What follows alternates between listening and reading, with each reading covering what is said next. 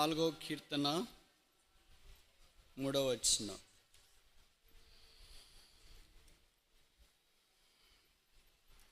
యెహోవా పర్వతమునకు ఎక్కదగిన వాడెవడు?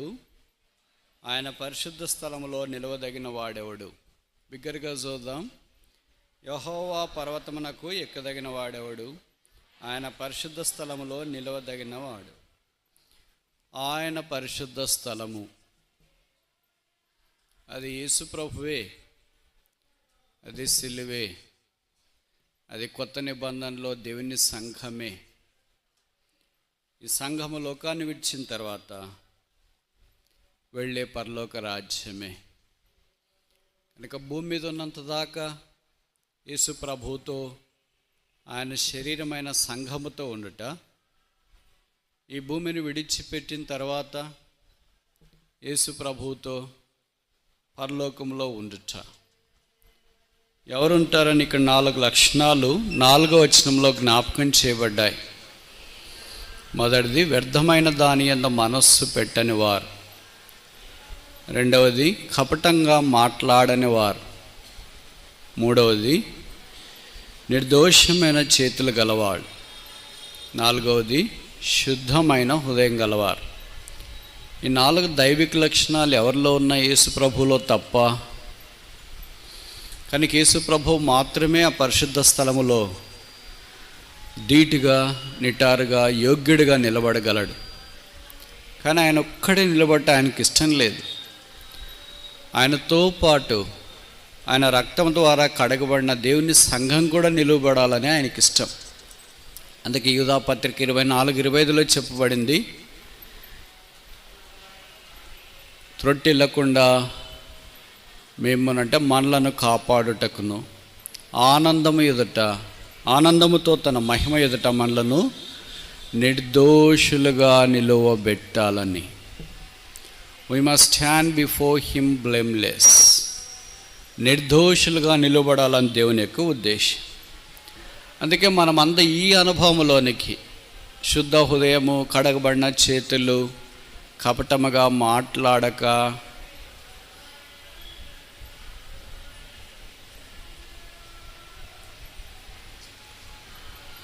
వ్యర్థమైన దాన్ని ఎంత మనసు పెట్టుకుని ఉండాలని కోరబడుతున్నా. ఇప్పుడు బలలో పాలు పొందక మునుపు ఇప్పుడు ఒక మాట చూస్తాం, వ్యర్థమైన వాటి ఎంత మనస్సు పెట్టడం. వ్యర్థం అంటే వ్యానిటీ థింగ్స్.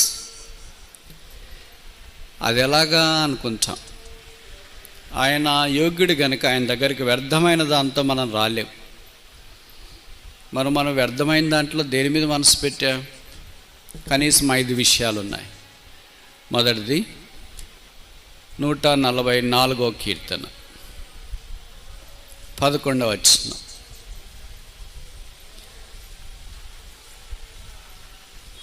144వ కీర్తన 11వ వచనం. Psalm 144 verse 11.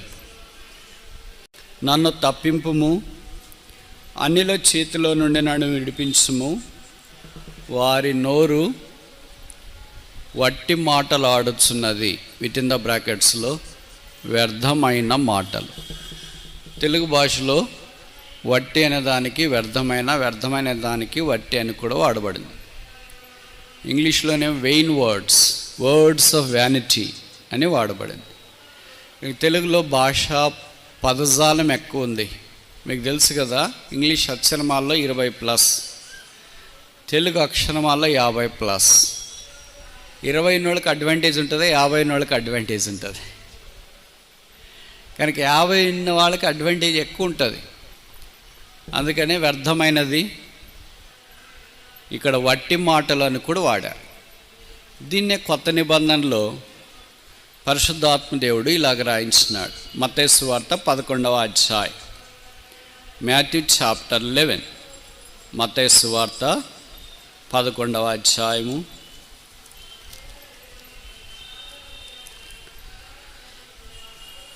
మన్నించండి 12వ అధ్యాయం 36, 12:36. Matthew chapter 12 verse 36. మత్తయి 12:36. నేను మీతో చెప్పినదేమనగా, మనుష్యులు పలుకు వ్యర్థమైన అంటే వట్టి ప్రతి మాటను గూర్చి విమర్శ దినమున లెక్క చెప్పవలసి ఉండును. సాధారణంగా మనం ఏమనుకుంటామంటే వట్టి మాటలు మాట్లాడట, వ్యర్థమైన మాటలు మాట్లాడట అది లౌక్యం అనుకుంటాం. అలాగ మాట్లాడకపోతే లోకంలో ఎలాగుంటామో అనుకుంటాం. ఎవరు చూస్తారులే అనుకుంటాం. అందరూ అలాగే మాట్లాడతారులే, మనం మాట్లాడితే తప్పేముంది అనుకుంటాం. ఇవన్నీ ఏమంటామంటే సాకులు అంటాం. ప్రభు అన్నాడు, మీ మాట అవునంటే అవును, కాదంటే కాదు. ఈ రెండు కాకుండా అవునని ఒకసారి, కాదని ఒకసారి, చుట్టు తిరిగి ఒకసారి, గోదావరి మాదిరి వంకర్లు తిరిగి ఒకసారి, ఇవన్నీ ప్రభు యుద్ధ నుండి వచ్చింది కాదు. ఆయన అన్నాడు, ఇది నా యుద్ధ నుండి వచ్చింది కాదు, ఇది సాతాను యుద్ధ నుండి వచ్చింది. కనుక పాయింట్ టు పాయింట్ విషయం ఏంటి, ఏం చెప్పదలుచుకున్నా, ఎలాగ మాట్లాడతావు. మీటింగ్కి వస్తారా రారా, వస్తామంటే వస్తాం, రామంటే రామన్నా కూడా రావచ్చు, వస్తామని కూడా ఎగురుకొట్టచ్చు, అది వేరే విషయం. చూస్తాంలేండి, వీలైతే ప్రయత్నం చేస్తాంలేండి, అప్పుడు దాకా బతికింటే చూస్తాంలేండి, బతికితేనే. ఇలాంటివి రోజు ఎన్నో మాట్లాడుతుంటాం మనం, తప్పించుకోవటానికి, ట్రిక్స్ చెప్పడానికి, బిజినెస్లోనా ఉద్యోగంలోనా ఎన్ని మాట్లాడతామో చెప్పనలేవు కాదు. అందుకే ఈ నోరు చాలా కఠోరమైనది. నాలుకలో సర్ప విషయం ఉన్నదని బైబిల్లో రాశారు. ఎక్కడ విషయం ఉన్నా తీయొచ్చేమో కానీ నాలుకలో విషయం ఉంటే తీయడం చాలా కష్టం. అయితే ప్రభు బల్ల మన నోటిని సున్నతి చేస్తుంది. యేసు రక్తము మన నోటిని కడిగి శుద్ధీకరిస్తుంది. అందుకే యెషయా 6వ అధ్యాయంలో కేకలేశాడు, అపవిత్రమైన పెదవుల గలవాడను, I am living with the people of unclean lips. నాకు అలాంటిది ఉంది, నేను నివసించే ప్రజలు కూడా అలాంటి వాళ్ళే ఉన్నారు. కనుక ఐ వాంట్ క్లీన్ లిప్స్ అంటే శుద్ధ పెదవులు, మంచి నోరు కావాలి. ఉదయం లేచిన వెంటనే నేను ఇలాగ ప్రార్థన చేసుకుంటాను, మీరు ఎలాగ చేసుకుంటారో తెలియదు. అవసరమైన మాటలే మాట్లాడేటట్లు సాయం చేయి ప్రభువా. ఈరోజు ఎంత ఎక్కువ ప్రార్థన చేసుకుంటాం అంత శోధన వస్తుంది. ఇవన్నీ మీరు వాస్తవంగా చూస్తూ ఉంటారు. అయినా పర్లేదు, మన నోరు యేసుప్రభుని గురించి చెప్పబడింది, ఆయన పెదవుల మీద దయారసం పోయబడి ఉన్నది. ఆయన నోరు తెరిచి ఇలాగ బోధింపసాగని. మత్తయి సువార్త 5వ అధ్యాయంలో 2వ వచనం. ఆయన నోరు తెరిస్తే దయారసము పొర్లి ప్రవహిస్తుంది. మనం నోరు తెరిస్తే కనుక మొదటిది వెయిన్ వర్డ్స్, వ్యర్థమైన మాటలు, దాని నుండి మనం తప్పించబడాలి. రెండవది 119వ కీర్తన, Psalm 119 verse 39, 119:37.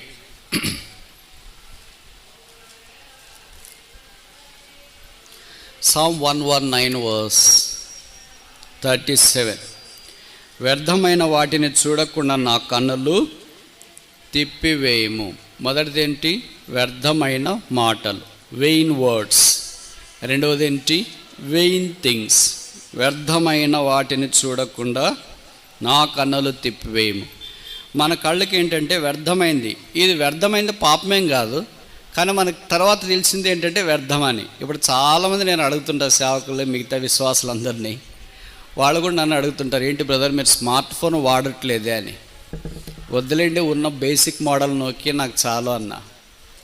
వాళ్ళు కొంతమంది నన్ను అభినందిస్తారు, బ్రదర్ మంచి పని చేస్తున్నారు, మాకంతా దీంతోనే టైం అయిపోతుంది. వాళ్ళని అంతా పాపం చేయట్లేదు. అంటే ఎవరో ఏదో ఒకటి పంపిస్తుంటారు, దాన్ని చదువుతుంటారు, దాన్ని చదివిన తర్వాత మళ్ళీ కామెంట్లు పెట్టాలా, దానికి కౌంటర్ వస్తుంది, మళ్ళీ దానికి కౌంటరు, మళ్ళీ దాన్ని ఫార్వర్డ్ చేయాలా, మళ్ళీ ఎవరు పంపించినారో చూడాలా, మళ్ళీ టిక్ టిక్ టిక్ టిక్ శబ్దం మోగుతూనే ఉంటుంది, భార్య భర్తలు గొడవలు జరుగుతాయి, పిల్లలు వస్తారు. ఇవంతా టైం వేస్ట్ ప్రాసెస్ అని వాళ్ళే చెప్తారు. కొన్నిసార్లు అవసరం, కానీ ఎక్కువసార్లు కాదు. ఇది వ్యర్థమైందని వాళ్ళకి బాగా తెలుసు, కానీ బయటపడలేరు. అది అవసరం కూడా.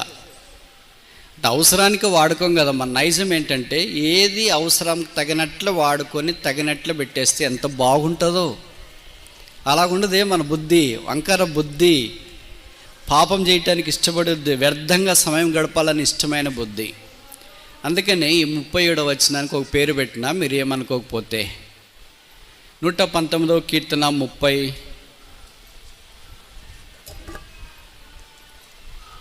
7వ వచనం. దీనికి ఏం పేరు పెట్టచ్చు అంటే టీవీ. టీవీ అంటే TV 5 TV 9 TV 1? Turn away from vanity. వ్యర్థమైన దాని యొద్ద నుండి నా కన్నులు తిప్పివేయము.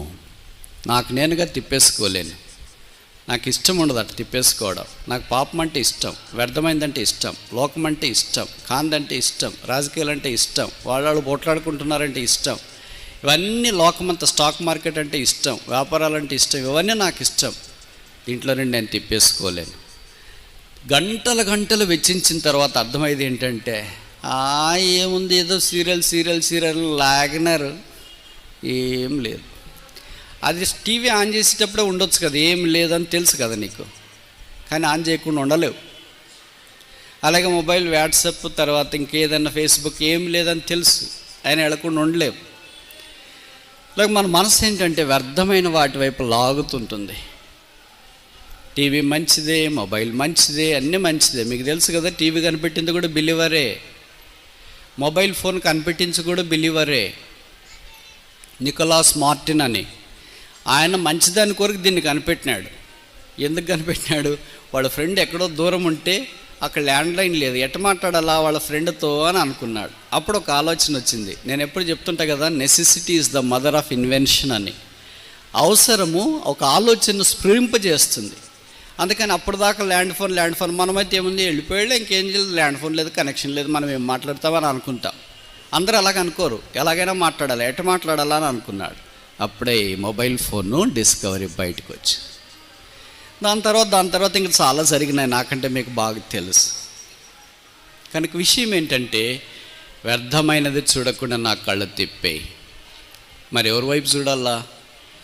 Hebrews 12:1 చూస్తాం. విశ్వాసమున కర్త దాన్ని కొనసాగించు యేసు వైపు చూడండి. Turn to the valid Christ. Turn away from vanity. Tune me to the Christ. వ్యర్థమైన దాని నుండి నా కళ్ళు తిప్పి క్రీస్తు వైపు నా కళ్ళు ఉండునట్లుగా చెయ్యి. ప్రభు బల దగ్గరికి వచ్చినప్పుడు మన కళ్ళను అలాగూ చేయమని క్షమాపణ కోరి ప్రార్థన చేసుకుని యోగ్యంగా పాలు పొందుదాం. 3వది 94వ కీర్తన 11వ వచనం. Psalm 94 verse 11. 94:11. నరుల ఆలోచనలు వ్యర్థములని యెహోవాకు తెలిసి ఉన్నది. ఇప్పుడు ఇదేంటి? మొదటిది మాటలు, రెండవది విషయాలు, వ్యర్థమైన సంగతులు, మూడవది ఏంటి? ఆలోచనలు. Every council, every thought that originate from a human mind is nothing but vain thought. మనిషిలో నుండి బయటకు వచ్చే ప్రతి ఆలోచన అది వ్యర్థమైనదని వాక్యంలో రాయబడుతుంది. మరి ఎవరు ఆలోచన మంచిది? 33:11. కీర్తన 33:11. Psalm 33 verse 11. 33:11. 33వ కీర్తన 11వ వచనం. యెహోవా ఆలోచన సదాకాలము నిలుచును, ఆయన సంకల్పములు తరతరములకు ఉండును. The counsel of the Lord standeth for ever. దేవుని ఆలోచన సదాకాలం ఉంటుంది. అందుకే బైబిల్లో రాయబడింది, యెహోవాకు వేరైన ఆలోచన, జ్ఞానము, వివేచన నిలవదు.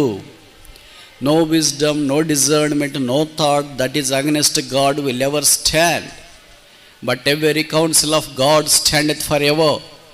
దేవుడు చేసిన ఆలోచన సదాకాలం ఉంటుంది. ఆయన పేరే యెషయా 9:6లో, ఏలైనగా మనకు శిశువు పుట్టెను, కుమారుడు అనుగ్రహించబడను. ఆయన ఎవరు? ఆశ్చర్యకరుడు, ఆలోచనకర్త, కౌన్సిలర్. ఆలోచనలు మనకు కావాలంటే ఆయన దగ్గర కావాలి. మనం చాలా కష్టాల్లో ఉన్నప్పుడు ఎవరైనా స్నేహితుల దగ్గరికి వెళ్తుంటాం, ఫలానా కష్టాల్లో ఉన్నాం, ఒక ఆలోచన చెప్పకపోయారా అని. ఒక ఐడియా జీవితాన్ని మార్చేస్తుంది. ఐడియా మొబైల్ ఫోన్ నెట్వర్క్ కాదు, ఆ ఐడియా దేవుడే. అలాగే దేవుడు ఎన్నోసార్లు మనకు ఐడియాలు ఇచ్చి మనల్ని మార్చేసాడు, మనం తప్పించుకునే మార్గం మనకు చూపించినాడు. మనం ఆ శోధన నుండి, ఆ ఇబ్బంది నుండి, ఆ కష్టాల నుండి, ఆ నష్టాల నుండి తప్పించబట్టడానికి దేవుడు సాయం చేశాడు. మనం ఏమనుకున్నామంటే, అబ్బా ఐడియాస్ పార్క్ మాదిరి వెలిగిందిరా, వాడు భలే ఐడియా చెప్పారు, కూతురు భలే చెప్పింది, కొడుకు భలే చెప్పాడు, మా ఆవిడ భలే చెప్పింది, మా తాతయ్య భలే చెప్పాడు, ఇలాగ మనం మనుషులు భలే చెప్పారు అని అనుకుంటాం. మనుషులకి ఎవరు జ్ఞానం ఇస్తారు? యాకోబు 1:17 రాయబడింది, శ్రేష్టమైన ప్రతివి పరసంబంధమైనదే, జ్యోతిర్మయుడు తండ్రి యొద్ద నుండి వచ్చిన. Every good gift originates from God who is the father of heaven and light. పరలోకపు తండ్రి జ్యోతిర్మయుడు యేసు ప్రభు యొద్ద నుండి ప్రతి ఆలోచన వస్తుంది. కనుక మన ఆలోచనలు ఎలాగున్నాయి? కీర్తన 32:8 ప్రకారం చెప్పబడింది, నేను నీకు ఆలోచన చెప్పేది, నీవు నడవలసిన మార్గం నేను నీకు బోధించేదను. అనేకసార్లు దేవుని యొక్క ఆలోచనలు వదిలేసి మన ఆలోచనలో మనం ప్రయత్నం చేస్తుంటాం. ఇంట్లో 4 ఉంటారు అనుకో, 4 రకాల ఆలోచనలు చెప్తారు. ఒక సమస్య వస్తే పిల్లల్ని చదువు చేర్పించాలా, లేదా ఒక కాలేజీలో చేర్పించాలా, ఇంజనీరింగ్ చేర్పించాలా, ఇంజనీరింగ్లో ఏ గ్రూప్ చేర్పించాలా. డాడీ ఒకటి చెప్తాడు, మమ్మీ ఒకటి చెప్తాడు, కొడుకు ఒకటి చెప్తాడు, కూతురు ఒకటి చెప్తారు. చదివేవాళ్ళు మీ ఇష్టం డాడీ, మీరు ఏం చేయమంటే అది. ఎందుకంటే ఏదైనా ఒకటే కదా మనకి. ఇలాగ ఇన్ని ఆలోచనల చేత సతమతమవుతూ ఏం చేయాలో దిక్కు తెలియకుండా ఉంటారు. అయితే ప్రభుకు స్తోత్రాలు, మన ఆలోచనలు ఆయన కొట్టివేసి తన ఆలోచనలు నెరవేర్చడానికి ఇష్టపడతాడు. 4వ చూస్తామా? 24వ కీర్తన మన మాటే, 4వ వచనం, 24:4, Psalm 24:4. వ్యర్థమైన దాని యందు మనస్సు. ఈ మనసు కూడా ఏం చేస్తుందంటే వ్యర్థమైన దాని అందు ఎప్పుడు పరిగెత్తా ఉంటుంది. అందుకే కొలస్సీ 3:1-2 చెప్పబడింది, set your mind upon the things that are high.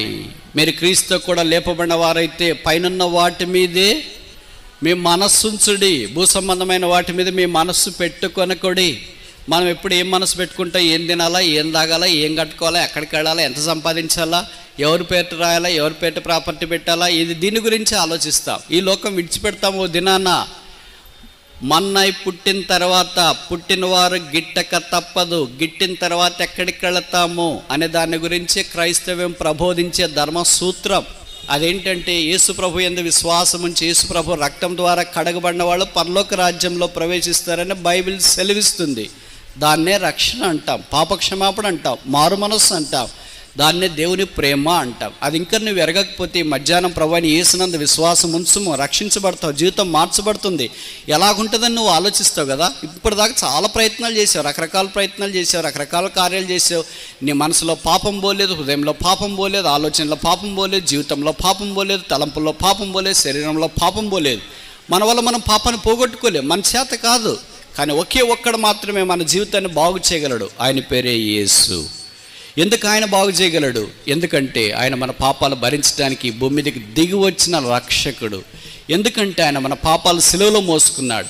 ఎందుకంటే ఆయన మన పాపాల కొరకే రక్తం కార్చినాడు. ఎందుకంటే ఆయన మన పాపాల కొరకే సమాధి చేయబడ్డాడు. ఎందుకంటే ఆయన మన పాపాల కొరకే తిరిగి 3వ దినాన్ని లేపబడ్డాడు. ఎందుకంటే ఆయన ఇప్పుడు పరిశుద్ధుడై మహామోహన్ యొక్క సింహాసనం ఉన్న పరలోకంలో ఆసీనుడై ఉన్నాడు. ఆ యేసుక్రీస్తు అందరికీ ప్రభువు. యేసు నీకొద్దా? ఈ రక్షకుడు నీకొద్దా? చాలా ప్రయత్నాలు చేసావు కదా, ఈ ప్రయత్నం ఒకసారి చేస్తే జీవితం మార్చబడుతుంది. మనస్సు వ్యర్థమైన దాని నుండి తిప్పుకోవాలని దేవుడు కోరుతున్నాడు. 5వ దాకా చూసి ముగిస్తామా? కీర్తనలు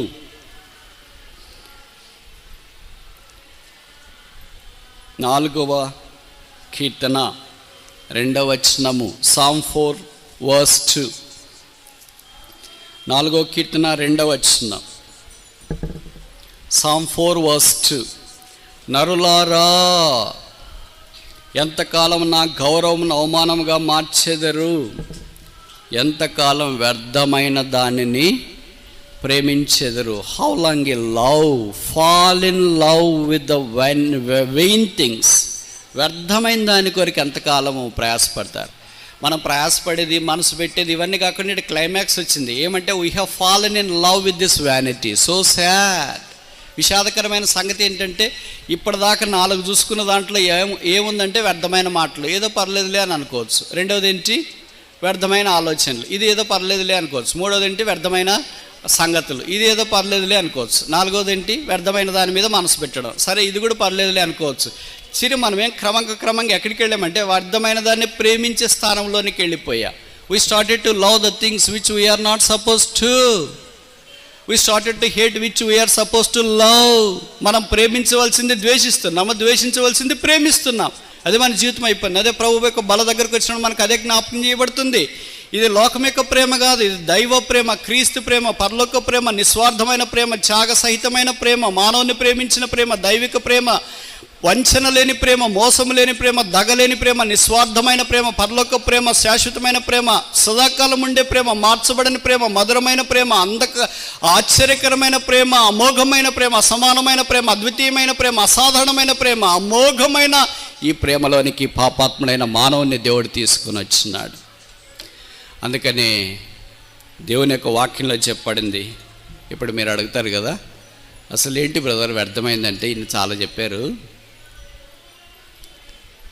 5 చెప్పారు. మొదటిది ఏంటి? వ్యర్థమైన మాట చెప్పారు.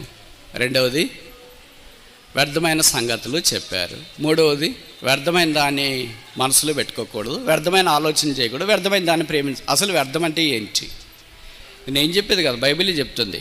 6000 సంవత్సరాల మానవ చరిత్రలో మహాజ్ఞాని సొలొమోను ప్రసంగి గ్రంథం రాస్తున్నాడు. సమస్తము వ్యర్థమని చెప్పుచున్నాడు. సమస్తము వ్యర్థము, వ్యర్థము, వ్యర్థము. నాకు తెలిసి బైబిల్లో 2 పదాలే 3 సార్లు రిపీట్ చేయబడినాయి అనుకుంటా. ఒకటి ఏంటంటే యెహోవా పరిశుద్ధుడు, పరిశుద్ధుడు, పరిశుద్ధుడు. రెండవది ఏంటంటే లోకము వ్యర్థము, వ్యర్థము, వ్యర్థము. ఈ రెండిట్లో నువ్వు ఏదో ఒకటి చూజ్ చేసుకోవాలి. ఇప్పుడు ప్రభువుల దగ్గరికి వచ్చేటప్పుడు యెహోవా పరిశుద్ధుడు అంటే పరిశుద్ధ స్థలంలో నిలబడతావు. లేదు, లోకం వ్యర్థం అంటే వ్యర్థతలో నుండి నువ్వు బయటకు వచ్చి రావడానికి తీర్మానం చేసుకోవాలి. ఇదే యేసు ప్రభు శిలువలో చేసిన కార్యం. మరి లోకంలో ఏముంది? యోహాను రాసిన 3వ పత్రిక 2వ అధ్యాయంలో మనం చూస్తాం. లోకంలో ఉన్నదంతా శరీరాశ, నేత్రాశ, జీవపడము. ఇదంతా ఏంటి? వ్యర్థం, వ్యర్థం, వ్యర్థం. కనుక వ్యర్థమైనది కాకుండా నిలిచిండి దాని కొరకు యేసు ప్రభు ప్రేమించి మన కొరకు ప్రాణం పెట్టడానికి భూమి మీదకి వచ్చినాడు. అదే ప్రభు యొక్క బల్లను మనకు జ్ఞాపకం చేస్తుంది. ఎంతకాలం? How long you go in search of this vain thing. ఎండమావి లాంటి, అపోహ లాంటి వ్యర్థమైన ఈ లోకం వైపు పరుగులు తీస్తూనే ఉన్నావు. ఎండాకాలం మనం రోడ్డు మీద వెళ్ళేటప్పుడు ఎండమావులు కనిపిస్తూనే ఉంటాయి కదా. అబ్బా, ఇన్ని నీళ్లు ఉన్నాయి, బండి ఎట్టిపోతుంది అనుకుంటాం, బస్సు ఎట్టిపోతుంది అనుకుంటాం, కారు ఎట్టిపోతుంది అనుకుంటాం, షేర్ ఆటో ఎట్టిపోతుంది అనుకుంటాం. ఎవరు చెప్పారు నీళ్ళని? అది ఎండమావి. లోకం కూడా అలాగే రా రా రా రా రా రా రా రా గోదావరి అలాగే పిలుస్తూనే ఉంటుంది నిన్ను. నువ్వేమనుకుంటున్నావు? దుప్పి నీటి వాగుల కొరకు ఆశపడినట్లుగా నీవు ఎండమావుల కొరకు ఆశపడి పరుగులు తీసి గొంతు ఎండిపోయి అలాగే కూలబడిపోతావు. ఇది లోకంలో మనిషిని యొక్క దుస్థితి. అయితే ప్రభు మనల్ని ప్రేమించి మానవాకారాన్ని భూమి మీదకి దిగి వచ్చి, మీరు ఊహించండి. ఇదొక విషయం చెప్పి నేను ముగిస్తా. ఇప్పుడు కాదు, మార్చికి ముందు నేను ఇడదవల్ లాంటి ఊర్లో రైల్వే స్టేషన్లో 21 సంవత్సరాల అమ్మాయి, చాలా పేద కుటుంబం, రైల్వే స్టేషన్లో అడుక్కోదింటుంది. ఇంకా స్టేషను, బస్ స్టాండ్లు భారతదేశంలో నిరాశ్రయాలకు ఆశ్రయాలు. వాళ్ళకి స్నానం లేదు, బట్టలు లేదు, మంచి బాబోగులు ఏమి ఉండవు. తలంతా చింపిరిగా ఉంది, తలకు నూనె లేదు, తల స్నానం పొరపాటున కూడా లేదు. ముఖమంతా మురికితో పేరి అదొక పొరగా మారబడింది. బట్టలన్నీ చినిగిపోయినాయి. ఒక చిన్న పాత్ర లాంటిది పెట్టుకొని వచ్చేవాళ్ళు, పోయేవాళ్ళని అమ్మ భిక్షాందేహి భిక్షాందేహి భిక్షాందేహి అని అడుక్కుంటుంది. ఉన్నట్టుండి ఒకరోజు ఆసియాలోనే అతి ధనవంతుడైన ముఖేష్ అంబానీ వచ్చి ఆమె దగ్గరికి వచ్చి, ఐ లవ్ యూ, నిన్ను ప్రేమిస్తున్నాను అన్నాడు. ఈరోజు ఎందుకు ఈ కథ చెప్తున్నానంటే, వ్యాలంటైన్ డే February 14th. చాలామంది వ్యాలంటైన్లో వాళ్ళ పనుల్లో వాళ్ళు ఉంటారు. మనం కూడా వ్యాలంటైన్ పనిలో మనం ఉందాం. Our Valentine is Jesus Christ. మన ప్రియుడు, మన ప్రేమికుడు యేసుక్రీస్తు ప్రభు. Let us fall in his love. ఆయన ప్రేమలోనికి దిగి వస్తా. ఆయన వచ్చి ఆ మాట చెప్తే ఆమెకేం అర్థం కాలేదు. ఏ క్యా బోల్తా ఏం చెప్తున్నాడు ఆయన? నిన్నో ఇష్టపడుతున్నాడంట. అవన్నేమో నాకు అర్థం కాదు కానీ 5 రూపాయలు 10 రూపాయలు భిక్షను వేసిపోమని చెప్పు. అలా కాదు, నువ్వు ఇక్కడి నుండి లేయాలంట. నిన్ను వాళ్ళ అరేబియా మహాసముద్రానికి ఆనుకొని అరేబియా అందాలన్నీ సొంతం చేసుకున్న ఆల్టియా అనే 27 అంతస్తుల బిల్డింగ్లో ఉంచి స్నానం చేయించి మంచి బట్టలు వేసి ఆ బిల్డింగ్కి నిన్ను రాణిగా చేయబోతున్నాడంట. ఇవన్నీ నాకు తెలియదు కానీ ఇప్పుడు గడవటానికి ఏదైనా భోజనం పాసిపోయిందో బాగునిందో బాగలేకపోయిందో పెట్టండి చాలు. అది కాదమ్మా, నీ ఆ చిప్ప తీసేయి, ఆ పాత్ర తీసేయి, నువ్వు ఇక్కడి నుండి లేయి. ఎక్కడికి లేయాలా? ఇక బయట నీ కొరకు కారు రోల్స్ రాయర్ ఎదురు చూస్తుంది. అదేంటి షేరాటనా? అసలు నువ్వు బయటకు వస్తే కదా తెలిసేది. BMW ఫ్లీట్ ఆఫ్ కార్స్ ఎదురు చూస్తున్నాయి. ఏంటో నన్నేమో మీరు చేసిపోతున్నారు. కొంతమంది పక్కన వాళ్ళంతా కలిసి అమ్మాయిని లేపి బయటికి తీసుకొని వచ్చి ఆ కార్లో కూర్చోబెడితే అమ్మాయికి చాలా స్ట్రేంజ్గా ఉంది. What is this? నాకు ఈ దోమలు ఇష్టము, ప్లాట్ఫామ్ ఇష్టము, ఈ దుమ్ము ఇష్టము, రైల్వే సౌండ్లు ఇష్టము, ఇవన్నీ ఇష్టము, ఏసీ కారు, రోల్స్ రోయరు, ఇదేంటి? ఇంత మాత్రమే కాదు, అలాగ డ్రైవ్ చేసి అరేబియా సముద్రం అల్లంత దూరాన్ని ఉన్న బాంబే నగరానికి తీసుకుని వెళ్ళి ఆల్టీ అనే అంతఃపురంలో 27 అంతస్తు గదిలో ఉంచి 5 స్టార్ ఫెసిలిటీస్ ఉన్న వాష్రూమ్కి పంపించి ఆలివ్ నూనెతో స్నానం చేయించి, ఇంకొక మాటలో చెప్పాలంటే డోస్ ఇచ్చి రోజ్ వాటర్తో స్నానం చేయించి తీసుకొని వచ్చిన తర్వాత ఆ ఉప్పాడ చీర కట్టించి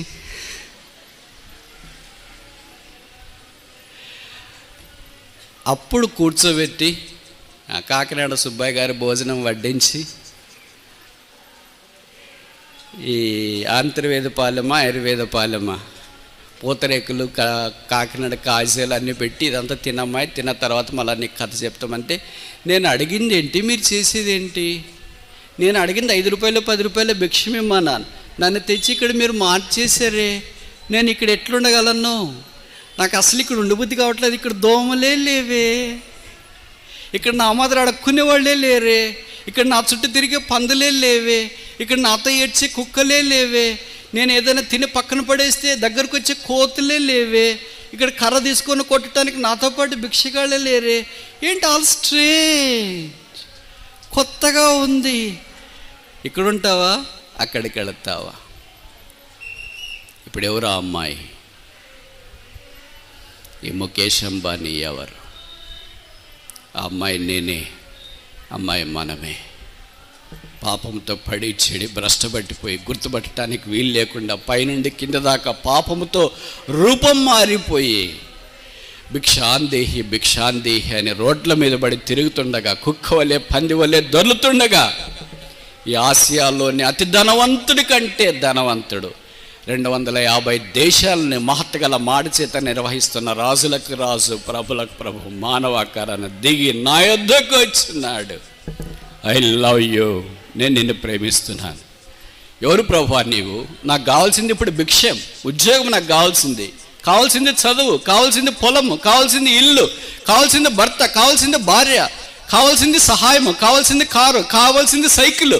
ఇప్పుడేంటి నువ్వు వచ్చి నేను నిన్ను ప్రేమిస్తున్నాను అంటావు, మళ్ళీ నన్ను తీసుకుని వెళ్తానంటావు, నాకు స్నానం చేయిస్తానంటావు, నా బట్టలు మారుస్తానంటావు, నా కంపు తీసేస్తానంటావు, నా జీవితాన్ని మార్చేస్తానంటావు, నీ భార్యగా చేసుకుంటానంటావు, నీ కుమారుడిగా చేస్తాను, నీ కూతురుగా చేసుకుంటానంటున్నావు.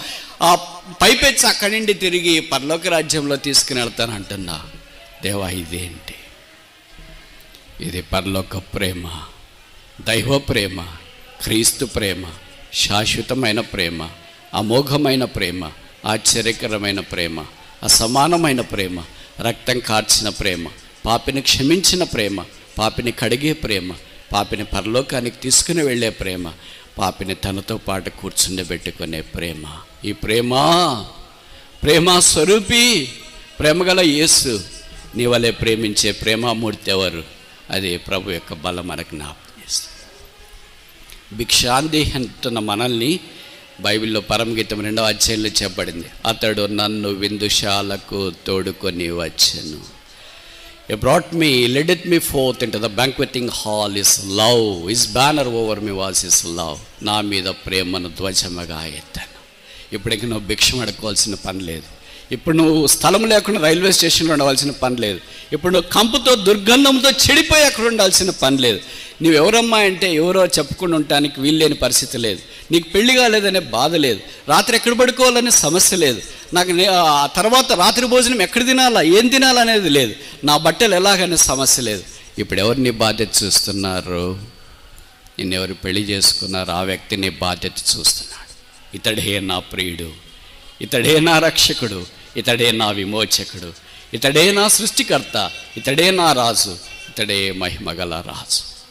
ఈ మహిమగల రాజుని విడిచిపెట్టి వ్యర్థమైన దాని కొరకు ఎలాగ ప్రయాసపడ్డాం? ఏళ్ళు దశాబ్దాలు జీవితం దాని కొరకు ఖర్చు పెట్టుకొని కంపు చేసుకొని దుర్గంధంతో పడి చెడిపోయిన మానవ జాతి దగ్గరికి దేవుడు దిగి వచ్చాడు. ఈ మధ్యాహ్నం బల దగ్గరికి వెళ్ళక మనం జ్ఞాపకం చేసుకుందామా? ప్రభువా, వ్యర్థమైనవన్నీ చూశాను, వ్యర్థమైనవన్నీ చేశాను, వ్యర్థమైనవన్నీ అనుసరించాను, వ్యర్థమైనవన్నీ ఆలోచించాను, వ్యర్థమైనవన్నీ ప్రేమించాను, నిన్ను ప్రేమించలేకపోయాను. ఈ మధ్యాహ్నం నీ ప్రేమకు చిహ్నమైన నీ బల దగ్గరికి ఎలాగ రాగలను? అరికాలు మొదలుకొని నన్నెత్త దాకా చెడిపోయాను. నన్ను నీ రక్తం చేత కడగవా, శుద్ధీకరించవా, పరిశుద్ధపరచవా, స్నానం చేయించవా, బాగు చేయవా? నేను నీ మీద మనస్సు పెట్టిండినట్లు నాకు సహాయం చేయవా? క్రీస్తు యేసు కలిగి నీ మనస్సు మీరును కలిగిండుడి.